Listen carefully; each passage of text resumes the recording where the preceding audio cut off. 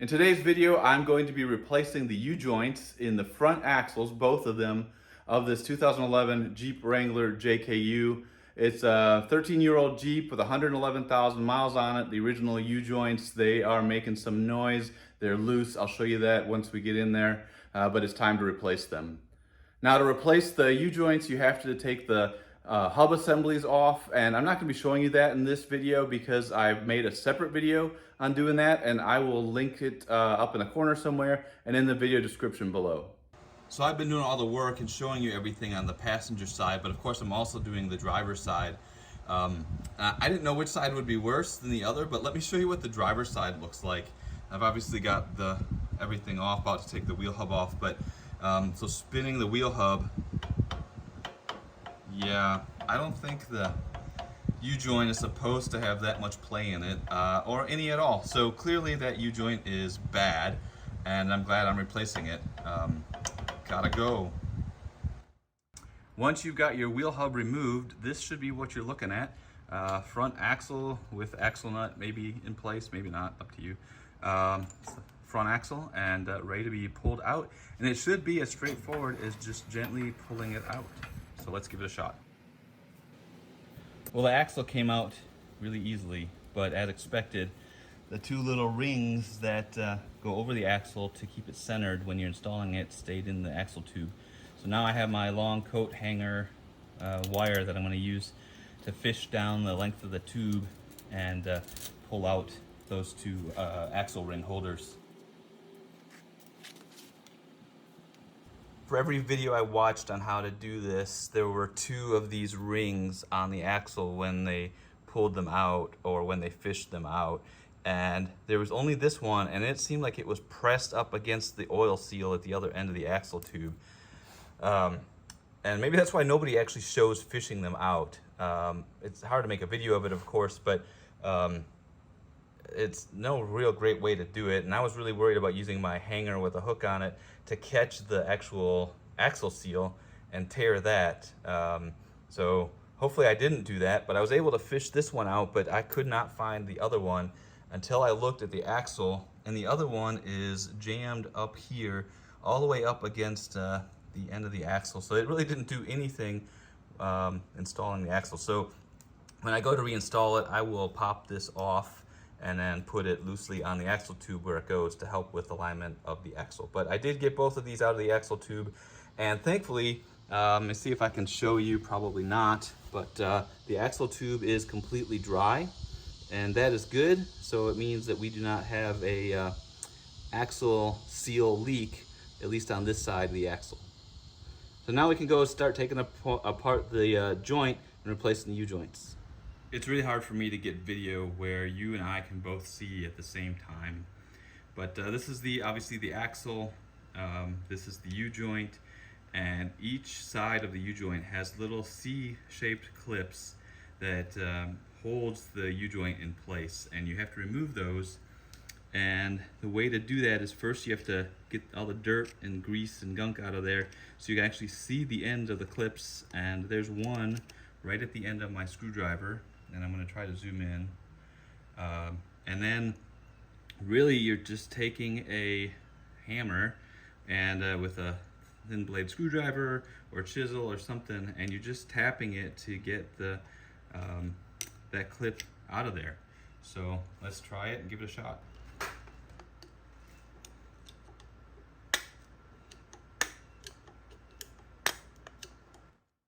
Once you tap it far enough, you can see that it's exposed on the other side of the joint.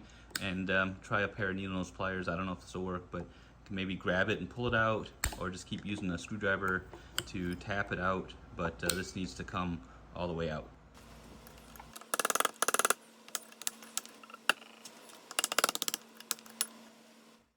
So in the end, for me, getting those clips out wasn't that bad. Once I realized that the C shape, I guess the bottom of if you call it a U, the bottom of the U is at the rounded ear of the joint, and then the side pieces that you're going to be trying to push out with your chisel or your screwdriver are in along the ear, the length of the ear. So that makes it easier to find them they're kind of just, all of them are like at this spot on these ears, and then you can, even if you don't see them, you can kind of just start hitting in that general direction and they'll move, and mine at least came out pretty easily. So now that these clips are out, we can use hammer, ball joint press, something like that to move the U-joint caps and get the U-joint itself out of here. The first thing I'm going to do though is get some PB Blaster on here. I should have done it earlier, but I want to put some PB Blaster on all of these caps to help make them move a little bit easier. People have a few different ways of getting the caps of the U-joints out and to get the old U-joint out, but I'm going to go ahead and use the ball joint press to push the cap on one side all the way out, remove the cap, and then use the ball joint press to press it in the other direction till the other cap is free, and then that should be able to take the front axle piece off. Then I can do the same thing, take the caps off one at a time of the axle shaft itself and get the old U-joint out of there.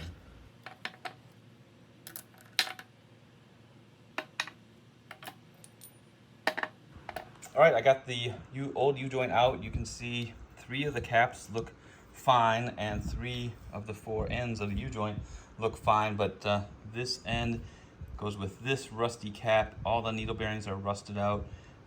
Clearly there was some life in all these other 3 caps, but no life left here, so glad I'm replacing this one. I'm sure the other side is going to be about the same. I'm not going to lie to you guys, and I like to show you where I have troubles so that you can maybe get some help from it. So I pushed one to get the cap on this side off. I pushed this side in, right? But it pushed all the way through into the, came all the way through, and then I could get this cap off, which is no problem. And normally you can just line the cap back up and then hit the post of the U-joint on this side, and it'll get reseated into the hole here, and then you can drive the cap all the way out and move on with life. But for some reason I had a lot of trouble, and the reason is that at some point, I don't know how well you can see it, you can see it there, a ridge developed on the ear, come on man, on the ear of this hole, and I could not press the cap all the way through to the other side. I actually, and then if you don't get all the caps off, you can't get the U-joint out. And I was able to get the 2 halves apart from each other, but I ended up having to take a file and filing down a little bit on this ridge and put some grease in there, and then I was able to get the cap to come back through and drive it out. And obviously before I go put this back together, I'm going to take a file, smooth this bore out, and do that for all of them. Smooth that out, and then also this ledge back here where the clips go, smooth that out as well, just to make sure everything can go back together nicely. And then I'll also put a little bit of grease on each of these holes before I put the caps in and put the new U-joint in. But this is the U-joint from the driver's side, and these are the 2 caps from the side that showed all that motion and movement. One side is completely rusty. These are the needle bearings. This side, there were no needle bearings in there at all, so definitely need to be replacing this. And then over on this side, I barely put any pressure on the ball joint press, so was not torquing down on it for 10 minutes, and the end cap of the cap totally just broke out and flew across the room. So for your safety, don't be staring down at these end caps when you're trying to take them out. But yeah, it totally busted up, shot across. The needle bearings are all still there. Needle bearings are in the other one. The other one looked perfectly fine. So when the cap breaks, I just pressed it out, the other side out first, which then pushed all of this cap piece into the middle of the joint, which was fine because without the end cap on there, the U-joint still came out just fine. So it was able to come apart pretty simply, even with the end cap of this cap being broken off.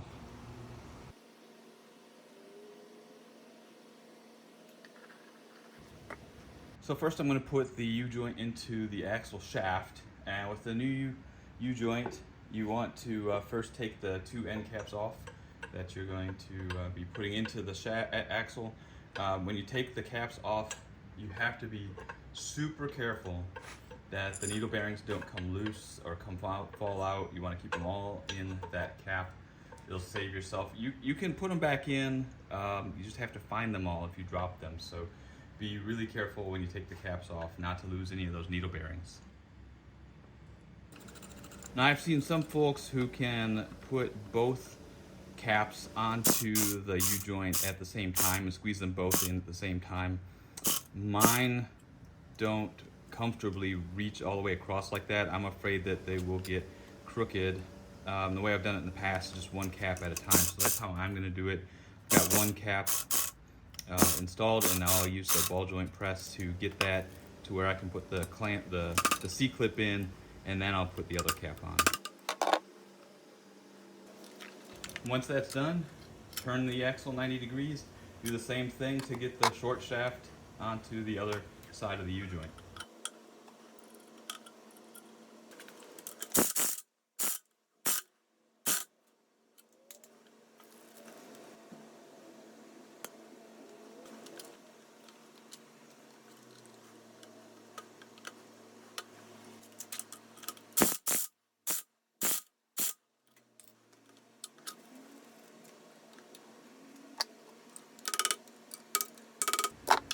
And that is it. A couple of light taps on the back of the ears on each side to loosen up the U-joint, get the needle bearings seated. Those clips are in place, double checked, and putting it back together was a whole lot easier than getting it apart, if that gives you any hope.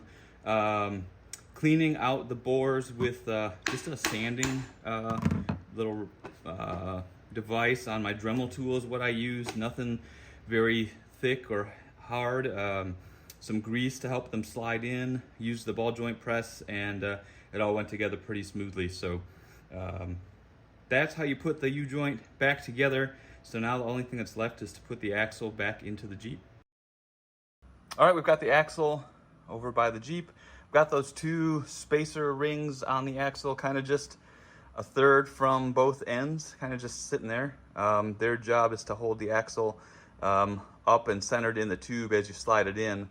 So now the only thing that's left is to pick it up, gently, slowly slide it in. What I expect is that, you have to center it as you get it into the back of the tube so it goes through that axle seal at the differential.